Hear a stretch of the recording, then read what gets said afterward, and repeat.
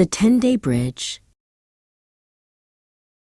In the lush, humid suburbs of New Taipei City, Siavash stood on his balcony, watching the mist cling to the Emerald Mountains.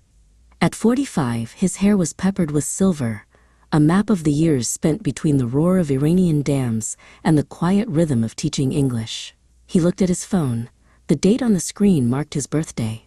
He knew, with a gentle, practiced certainty, that his oldest friend would not call today. Siavash didn't mind.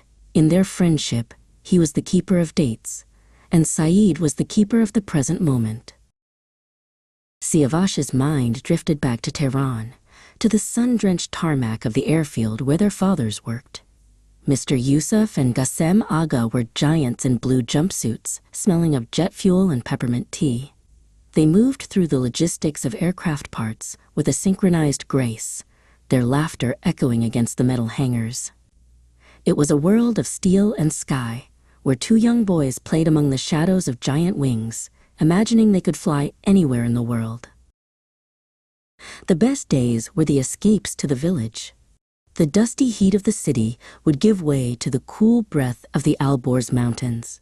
Siavash and Saeed would race toward the creek, their laughter ringing out over the sound of rushing water.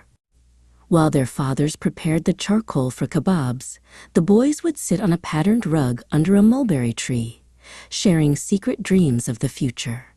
Siavash was always 10 days older, a fact he used to claim seniority during their imaginary adventures.